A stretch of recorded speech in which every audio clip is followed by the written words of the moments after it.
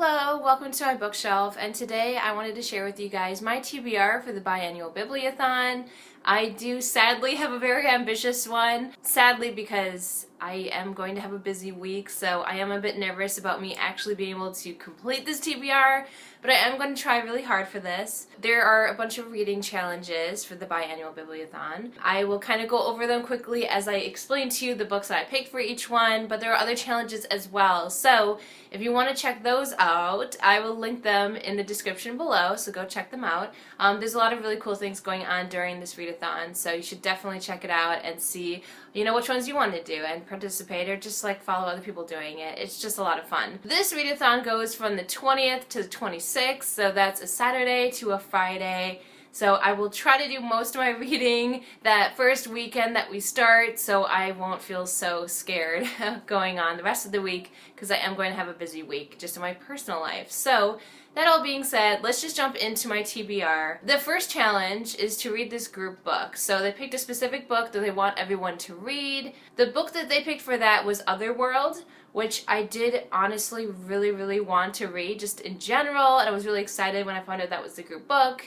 But it clearly was just not meant to be, because I went to my local library and they didn't have it, which is really disappointing, to be honest. But while I was at the library, I did pick up 4 books that I'm just really excited about in general, some of which directly correlate to a challenge, and then there's one specifically that doesn't really fit any challenge, but I'm still gonna read it. So it's like my 7th book, which is just kind of a placeholder for the Otherworld challenge that I just can't complete, unfortunately. That's gonna be the first book I'm gonna talk to you guys about, and then I will just continue on with the rest of the challenges. So the first book, which I'm just super excited about, is Eliza and Her Monsters by Francesca Zappia.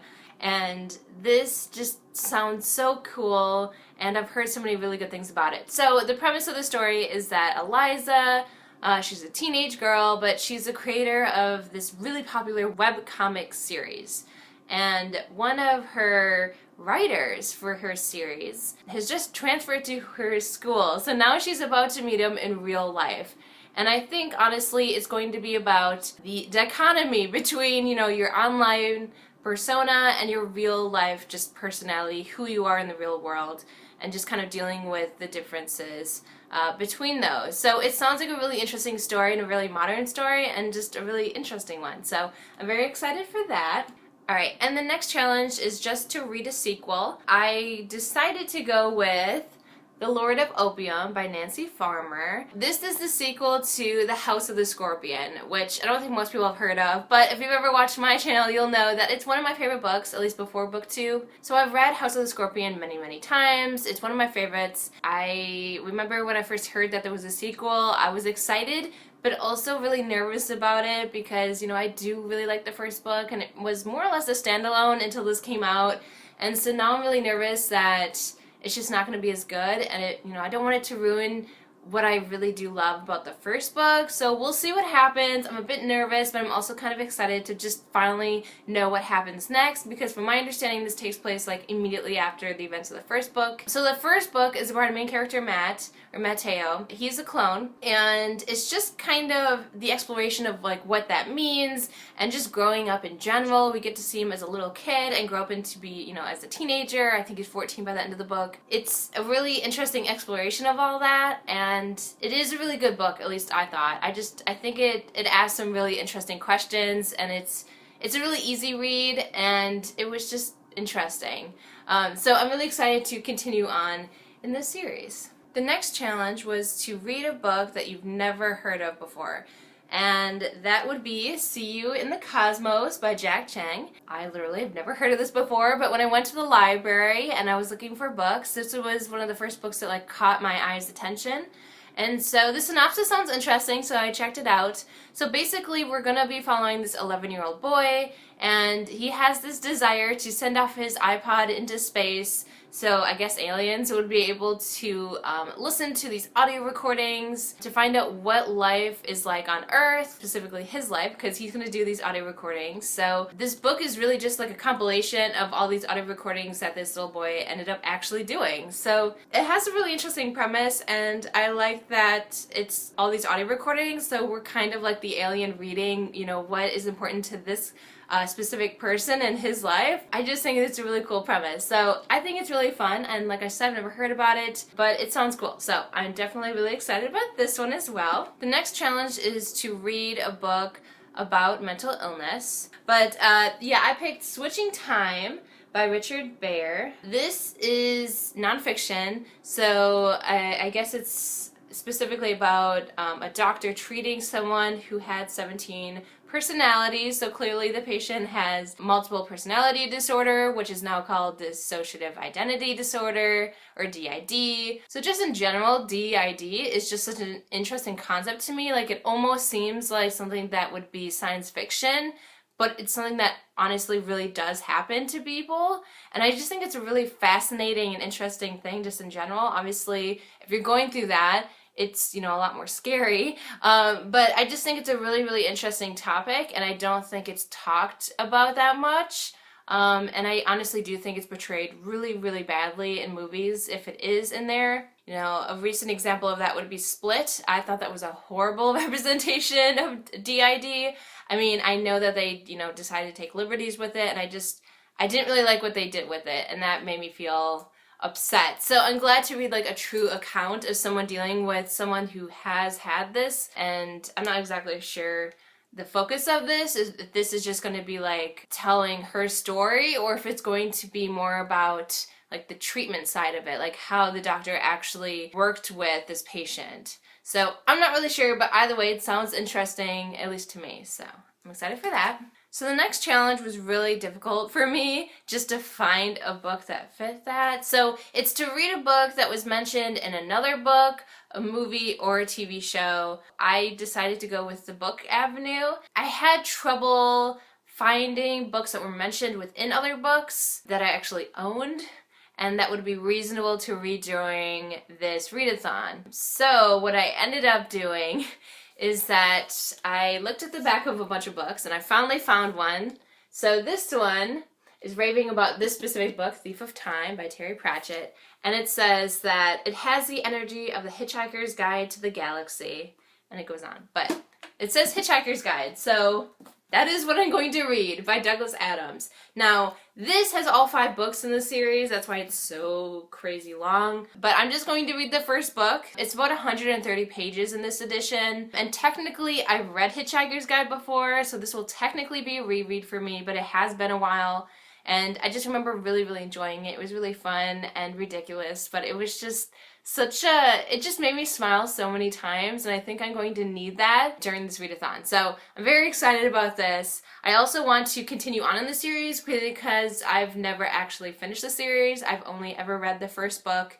So now that I have all of them in this edition, and I'm finally going to reread the first one, I can continue on hopefully in the upcoming months. So that will be really nice to have in my TBR. The next challenge was to read a book that is less than 200 pages.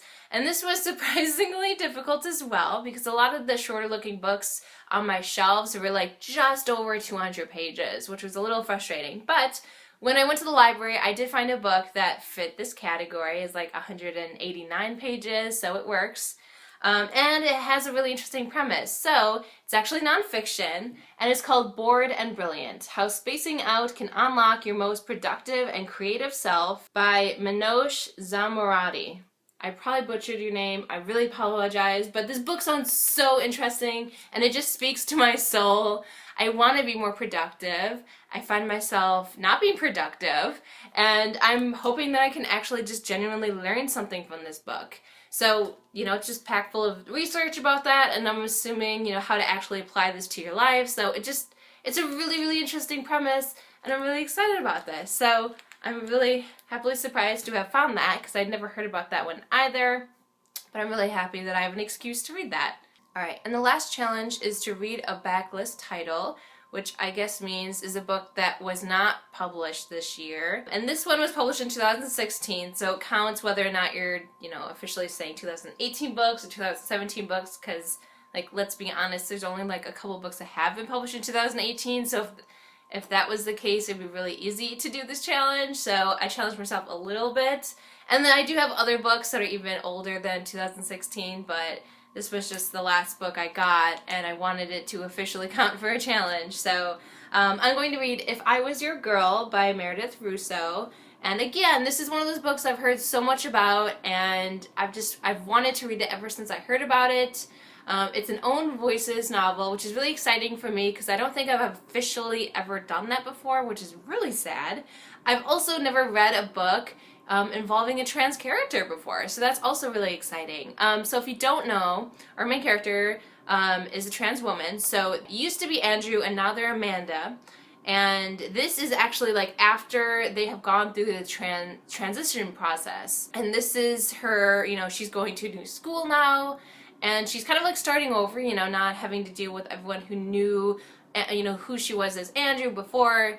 And so now she's just kind of, trying to live her life, just move on, right? And so now she has the secret, and I think it's her trying to figure out, how to tell other people, whether she should tell people or not, like, does it really matter? But it's kind of about her at this new school and her new life there, and I think also just dealing with who she used to be as well. So it sounds like a really interesting book, and I think also a really important book to get perspective on what it's like for trans people, because obviously I personally don't know what that, struggle is like, and I cannot even imagine what that would be like to have to deal with. So I'm really excited to read about it from someone who knows what it's like. So I'm really excited about this book, so I had to put it on my TBR once I saw my library had it. Okay, and so that is my very ambitious TBR for the Biannual Bibliothon. Please wish me luck. I'm going to need it. Though the more I think about it, even though I have 7 books on this TBR,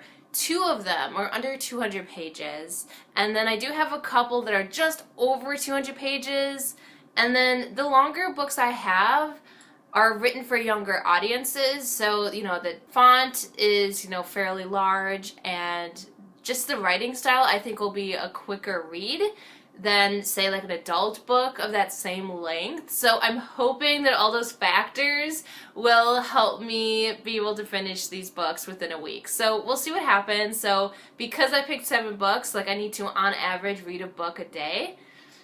So we'll see how that goes, because just in general I have not been doing that. But I can try to really up my game as far as reading goes during the readathon, so we'll see what happens. If I do finish all 7 of these books and just my normal TBR, that will be 12 books, which I've never in my entire life have read that many books in a single month. So like I said, we'll see what happens. I'm very nervous about this, but I'm also really excited because a lot of these books are books I've wanted to read for a long time. And the other books I picked are also books that intrigue me, and I'm excited to finally have an opportunity and an excuse to read them. So that all being said, I just want to thank you, as always, so much for watching this video, and until next time.